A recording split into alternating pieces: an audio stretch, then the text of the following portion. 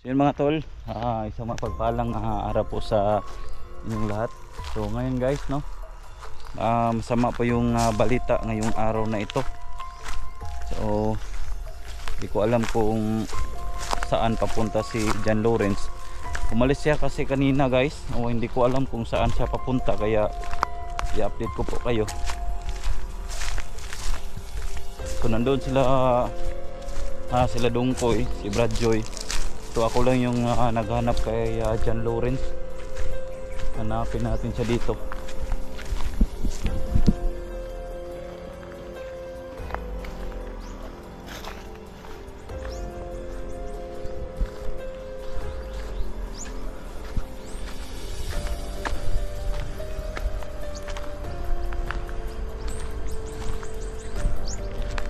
John Lawrence, tagid mataan ni ba?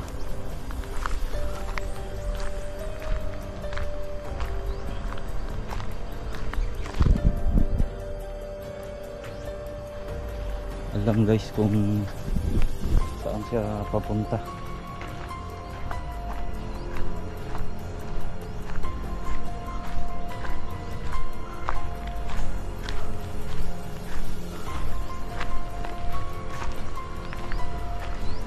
Bataan ni ba?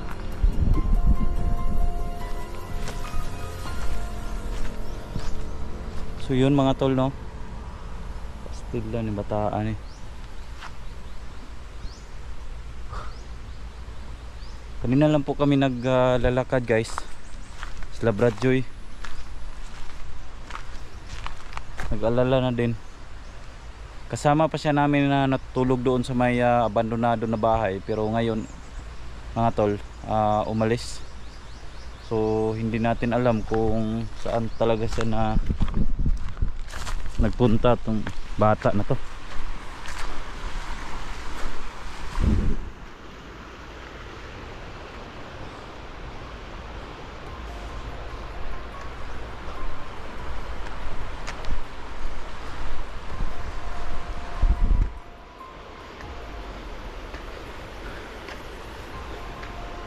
Talaga guys,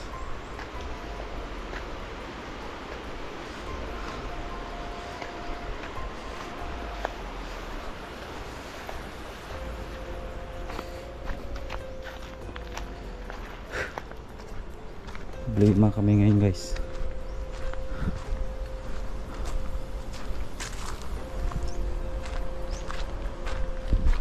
Taat talaga, umalis na walang paalam ba. So guys, doon po ako galing guys, no. Doon po kasi ako galing sa may abandonado na bahay na yun. May mga motor pala dito na dumaan guys, no.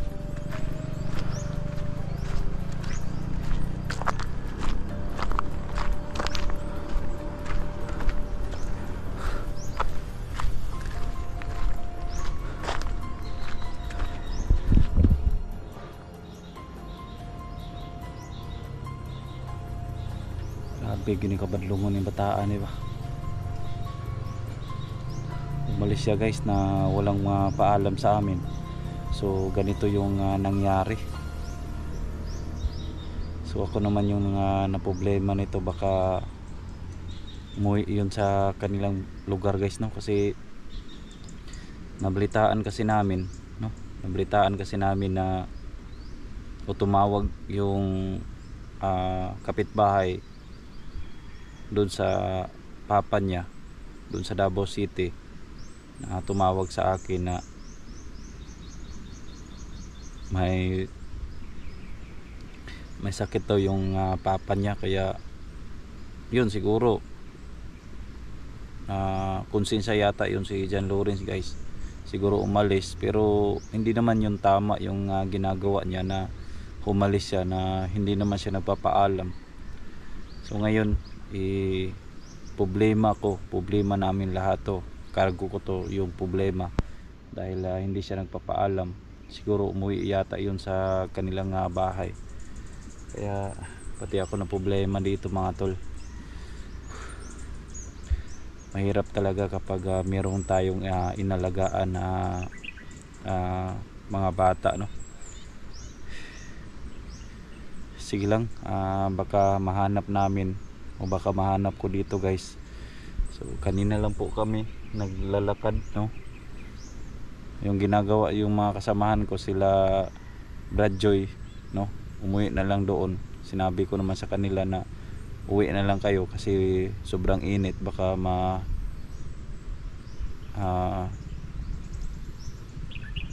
tawag nito, baka may mangyari sa mga bata. Kaya ako na lang yung naghahanap dito.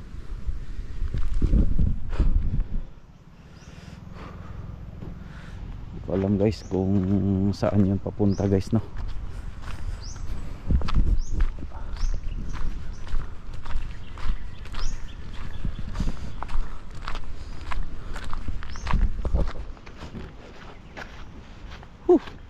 Sobrang init guys.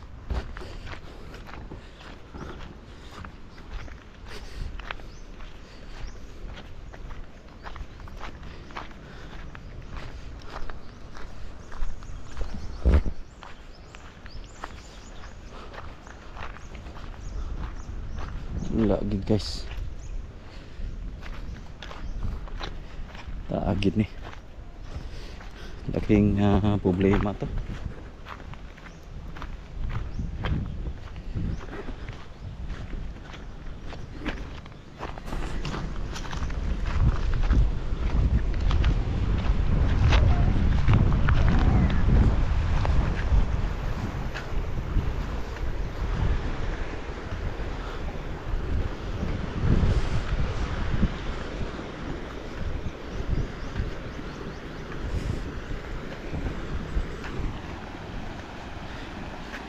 Hindi din tayo titigil guys hanggat hindi to makita si John Lawrence.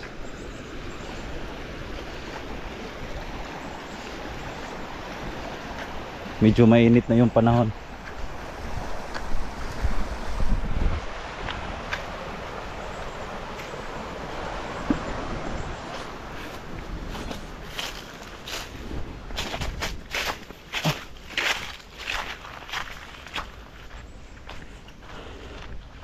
Kasi kanina guys, doon kasi ako nanggaling, doon sa may dulo na yon, kaya pabalik tayo dito guys.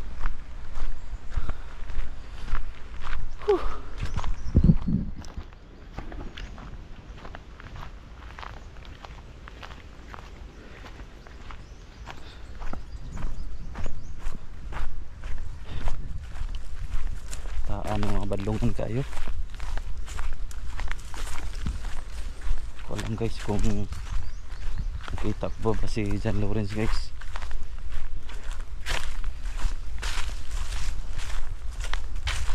Dito eh.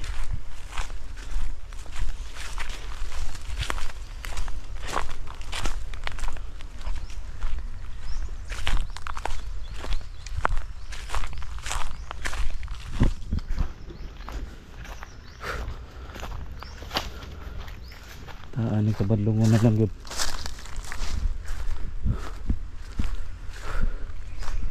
Relax muna tayo dito dahil sobrang init man.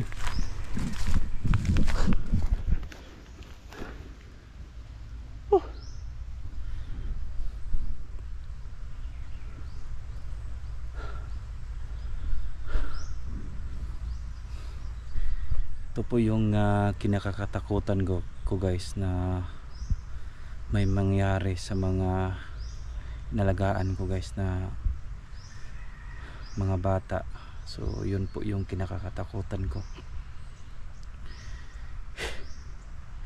Pwede naman tayong pumunta, no? Pwede naman tayong pumunta doon sa kanyang bahay doon sa may Davao City, pero hindi tayo makapunta dahil kulang tayo sa budget. Siguro pag may budget tayo, pero hanapin pa rin ko guys dito sa may area, kasi yung kapitbahay niya tinawagan ko, hindi naman sumagot.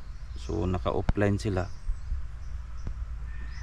So nag-chat din ako sa kapitbahay niya sa kabila, kasi friend kami sa Facebook. wala namang reply. So hihintayin ko guys, no, hihintayin ko na mag-reply sila, pero hindi pa rin ako, nabalaka pa rin ako guys, no. Nasubo pa rin ako dahil baka wala doon. Kaya yun po yung kinakatakutan ko, baka wala doon sa kanyang bahay, no. Kaya wala naman yung pera si John Lawrence, no, hindi talaga yun makauwi. Duda ko talaga na siguro naglalakad lang yun, pero kanina lang po kami umalis, no. Kanina lang po kami umalis. So bandang mga alas 5, alas 4 ng madaling umaga. So nagtaka ako guys, no, nagtaka kasi ako. Pagising ko ng ganyan na oras, wala si John Lawrence. Kaya ayun, yung ginagawa ko, ginising ko yung mga kasamahan ko, sila Brad Joy, kung bakit, saan si John Lawrence, baka nag CR sa labas, no. Pero sabi niya hindi niya daw alam, kaya gumising kami ng maaga. Ayun, naghahanap kami, no, nagtaka kasi kami, pero hanggang ngayon guys, so hindi pa rin namin na makita, no. Sobrang nang init yung panahon. 2 oras na po kami naghahanap ni John Lawrence, pero hindi namin makita.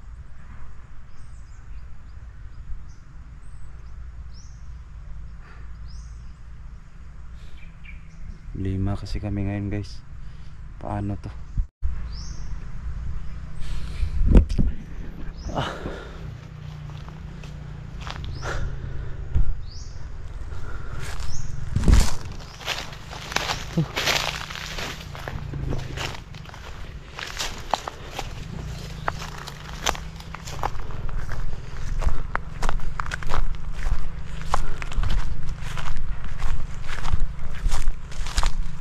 Sana guys, no, makita namin yung araw na ito.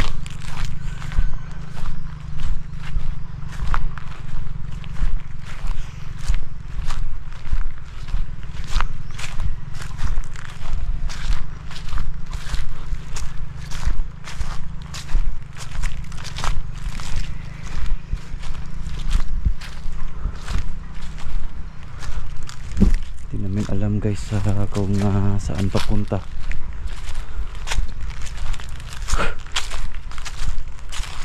Init na yung panahon guys.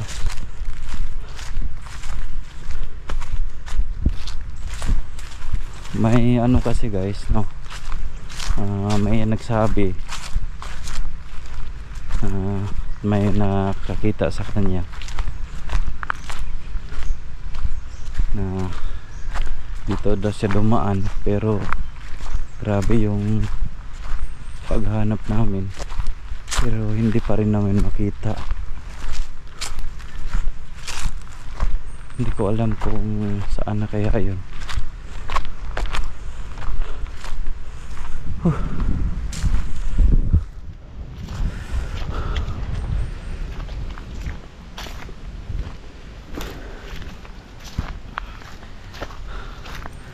Sobrang init na yung panahon guys, oh.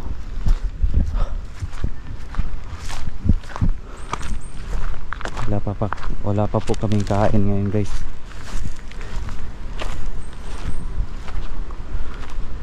So kanina guys, no,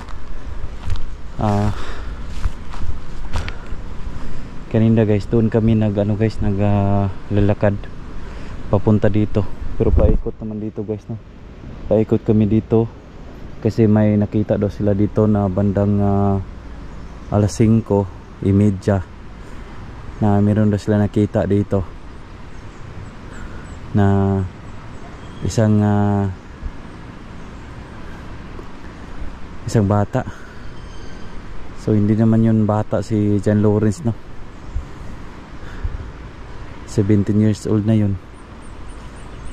Kaya hindi pa rin namin makita guys. So nagtatanong-tanong po kami doon sa may mga bahay na yun. Sabi nila may dumaan daw, pero hindi ko alam kung si John Lawrence pa yun. Relax muna tayo dito guys, no? Kahit saan tayo na nagtatanong,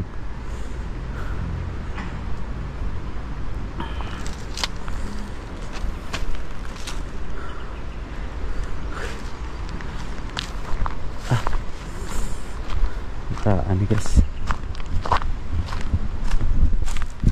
hirapan na tayo sa paghahanap guys.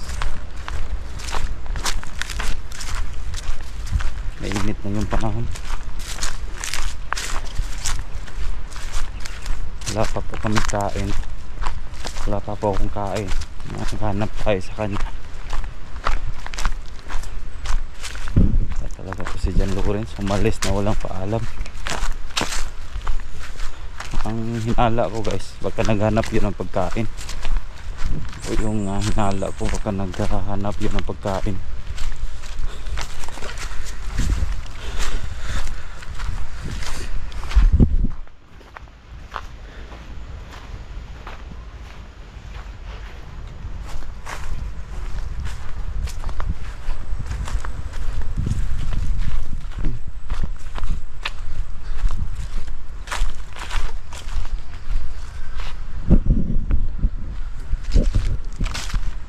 Maraming ano guys dito.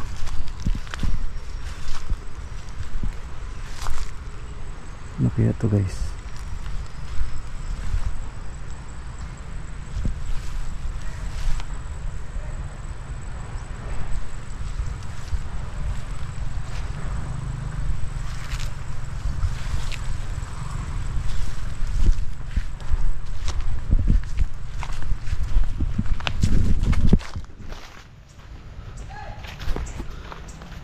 So yun guys, no, dito na lang itong video na ito.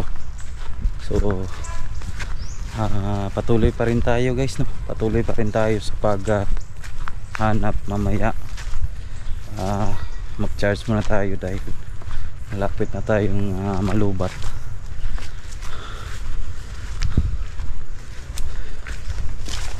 Hanggang dito na lang guys, no, i-update ko na lang po kayo sa pangyayari kung saan tayo papunta nito. God bless sa inyong lahat. I love you all.